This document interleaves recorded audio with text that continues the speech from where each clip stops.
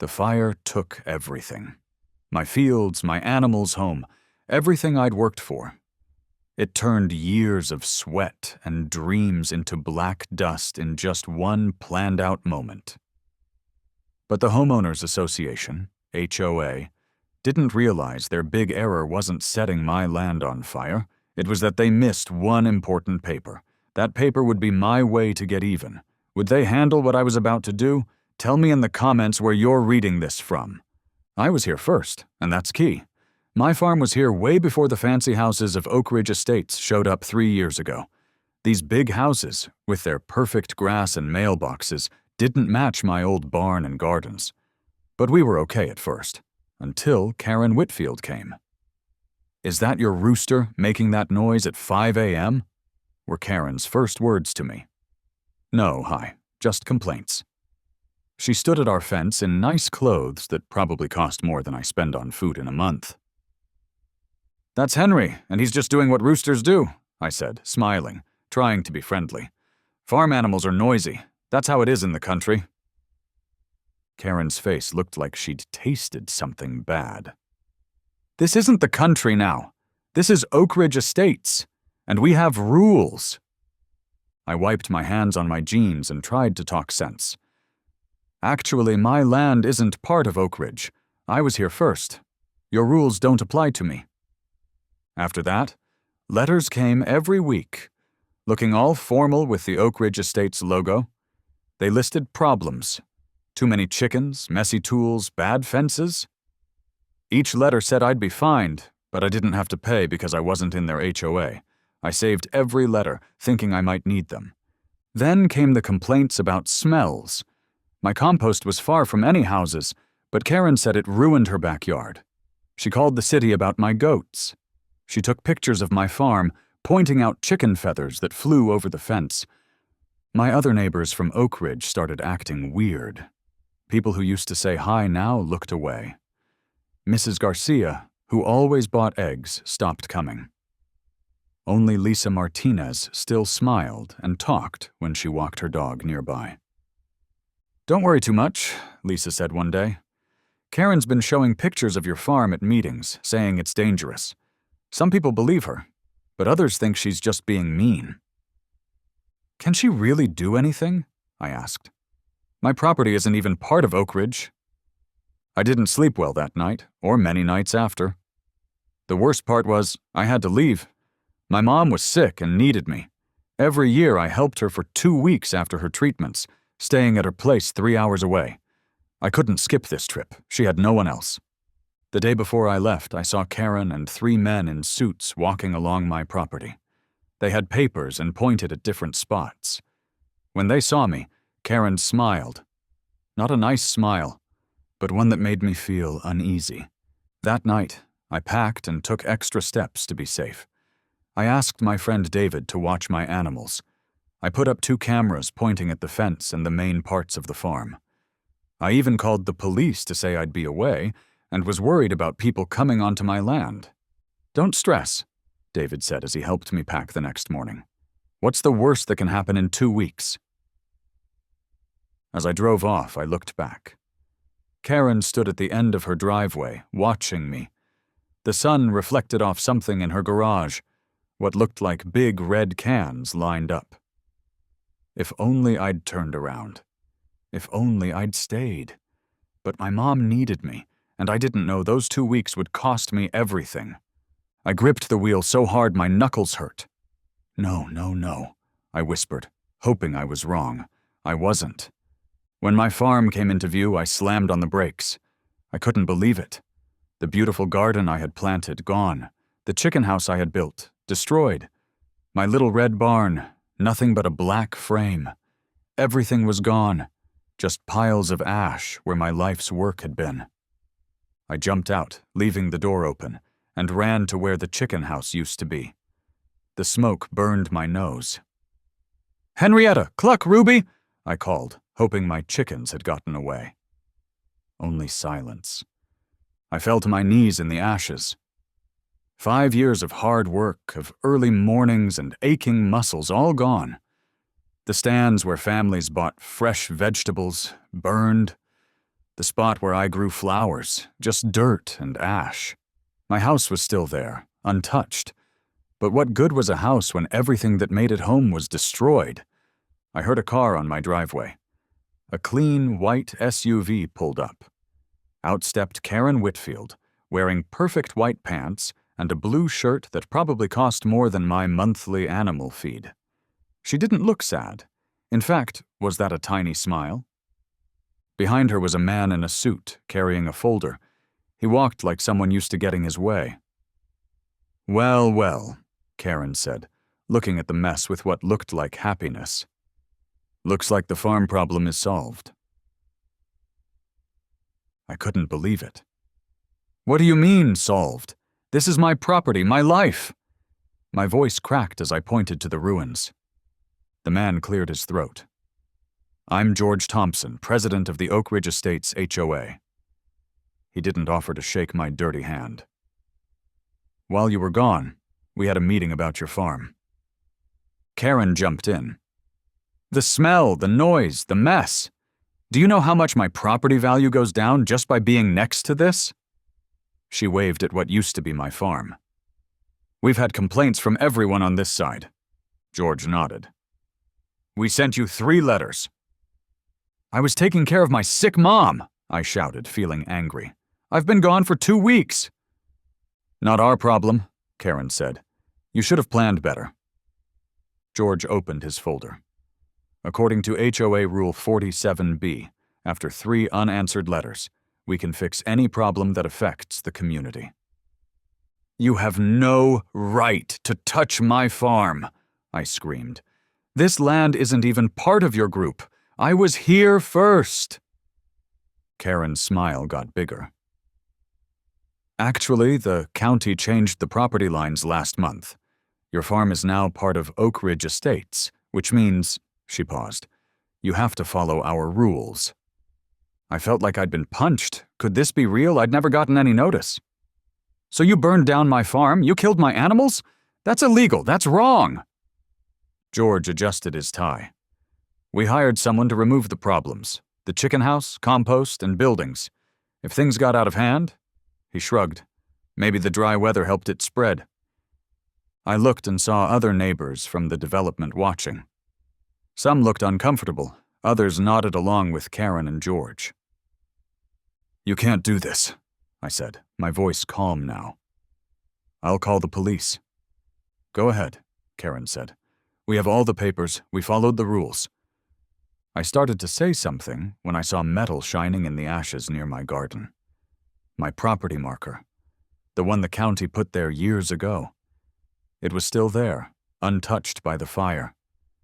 A small spark of hope lit up inside me. If the marker was still there, then maybe... "I think you should leave now," I said quietly. Karen laughed. "Or what? You'll send your chickens after us? Oh, wait, you can't."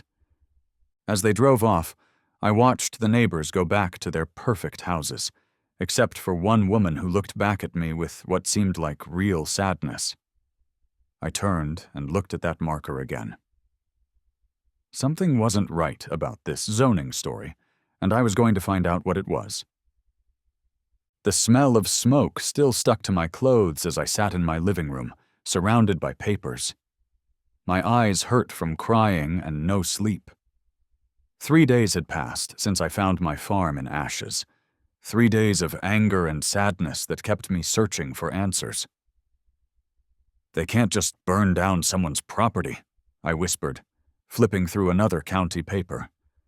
My fingers shook as I reached for my coffee. Something caught my eye on page 43 of the county records. I leaned closer, heart racing. The boundary line, the new zoning Karen mentioned, didn't include my whole property. I jumped up, knocking papers everywhere, and ran to my garage where I kept my original property survey.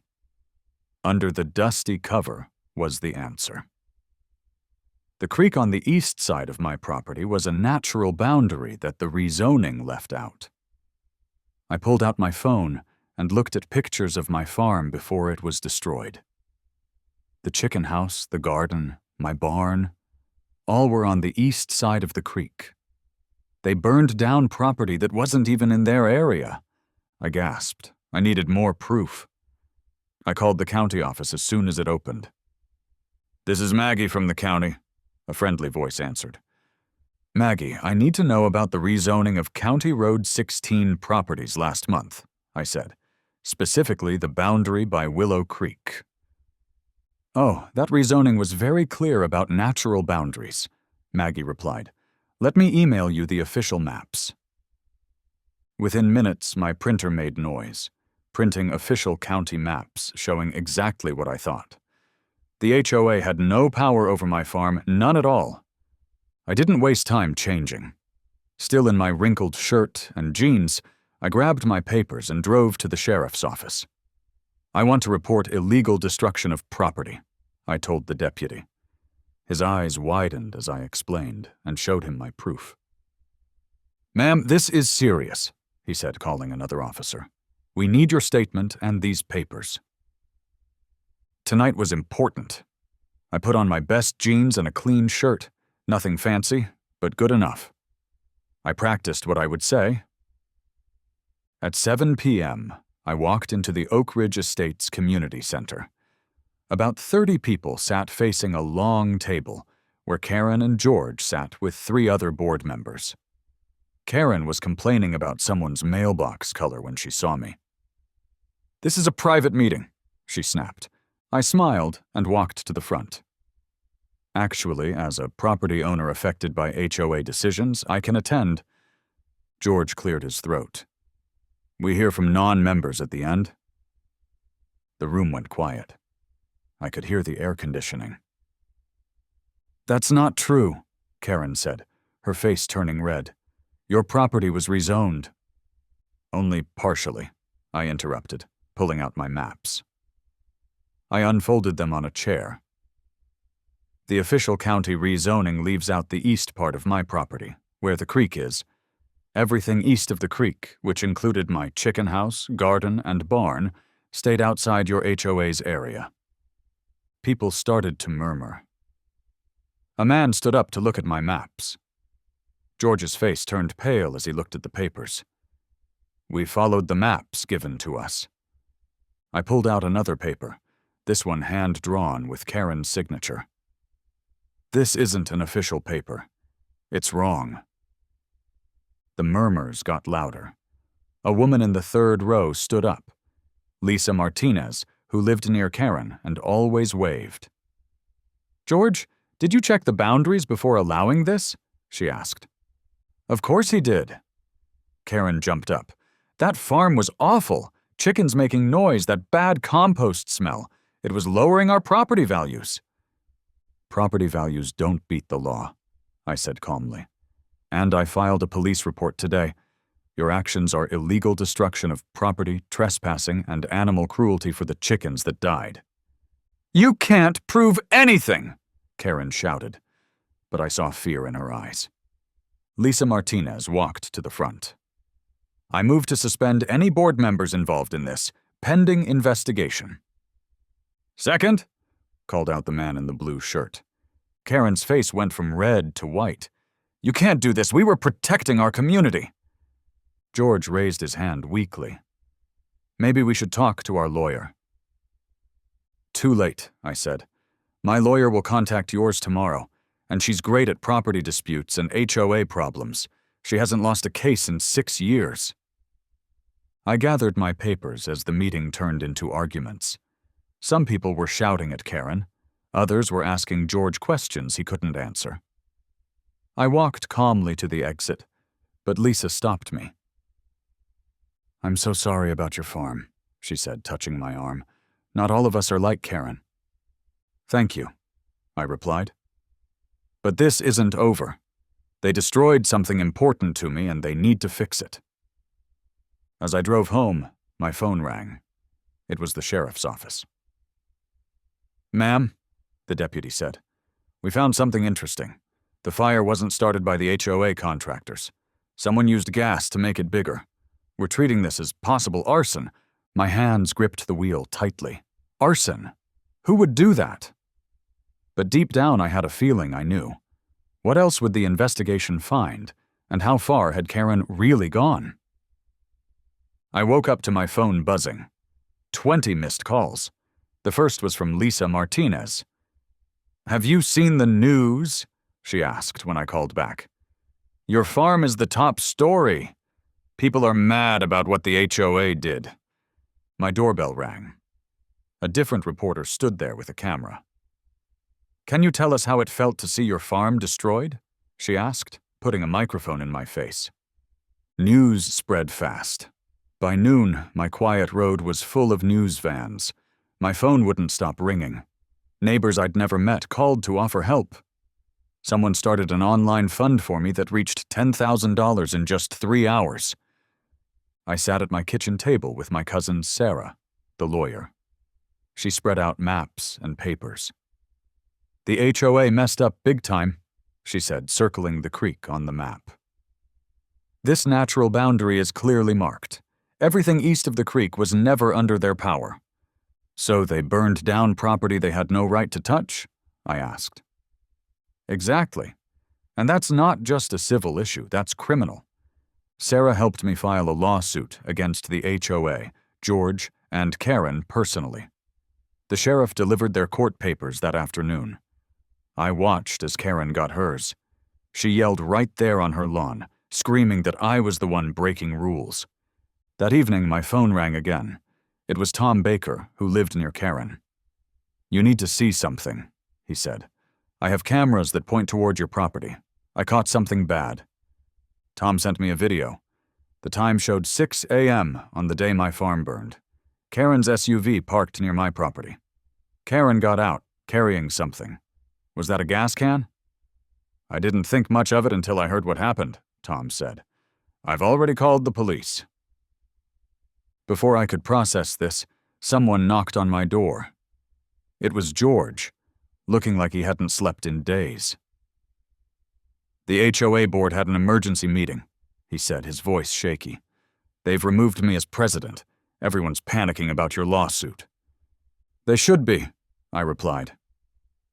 George looked down at his shoes. "They want to settle. They're offering $50,000 to rebuild." I laughed. "My attorney says this is worth 10 times that amount." "Please," George begged. "Many homeowners had nothing to do with this. They'll lose their homes if you push this." "You should have thought about that before burning down my farm." George wiped sweat from his forehead. "That's the thing. The HOA only approved removing your compost pile and chicken coop. We hired contractors to do it properly. But then something happened." "What do you mean?" "Karen kept saying the contractors were moving too slowly. She disappeared for an hour that morning. When she came back, she seemed excited. The fire started 30 minutes later." George's face went pale. "I didn't say that, but the contractors swear they didn't start it, and Karen's been acting strange ever since." After George left, I called Sarah again. She arrived within the hour, bringing a private investigator named Mike. "If what George hinted at is true, we need to collect evidence quickly," Mike explained. "Security footage, witness statements, anything that shows Karen's movements that day." The next morning, I found a note slipped under my door. "Check the pond behind Karen's house. Look for evidence." It wasn't signed. Mike and I walked around the neighborhood pond. In the reeds, partially hidden, were 2 empty gas cans. "Don't touch anything," Mike warned, taking photos. He called the police immediately. That afternoon, the police got a search warrant for Karen's home and car.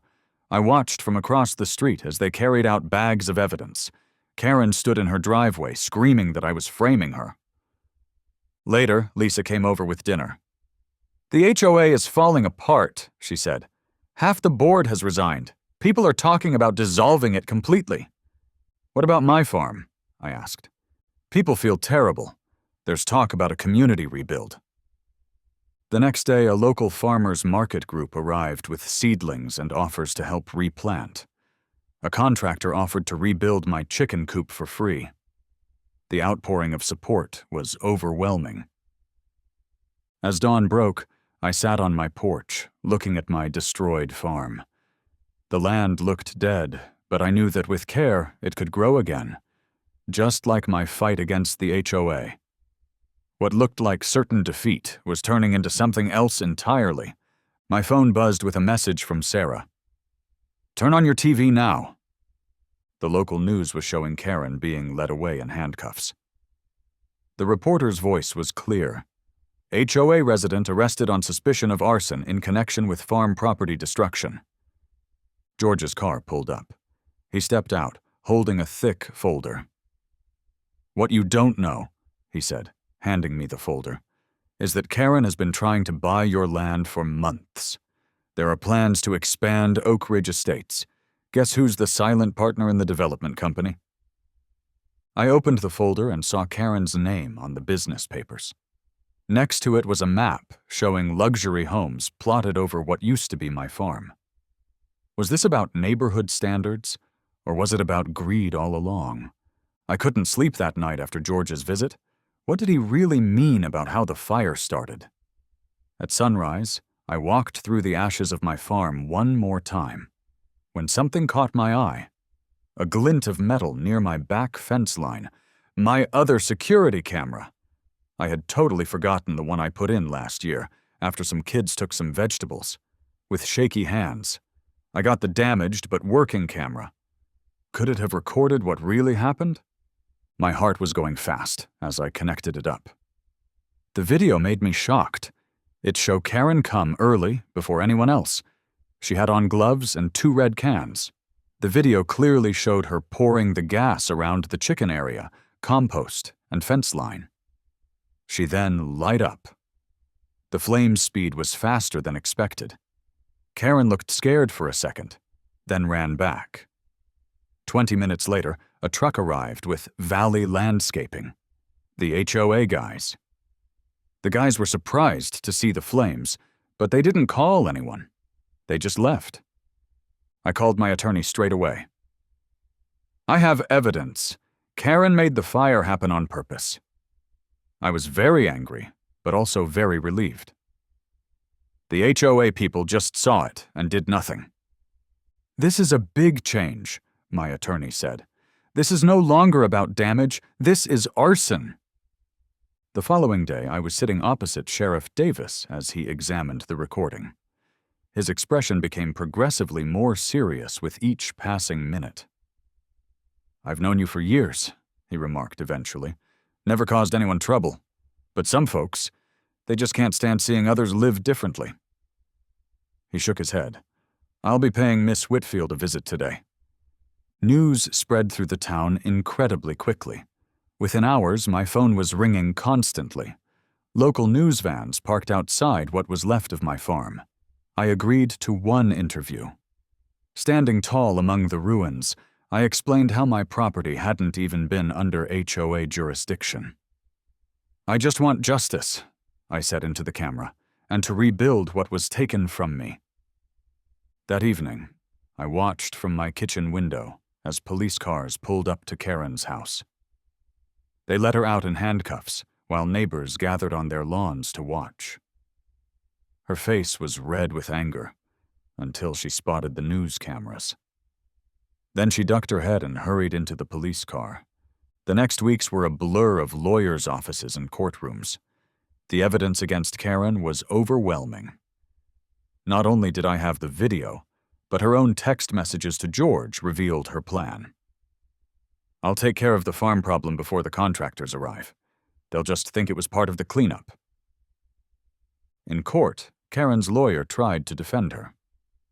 My client was simply trying to enforce community standards that she believed applied to this property. The judge peered over her glasses.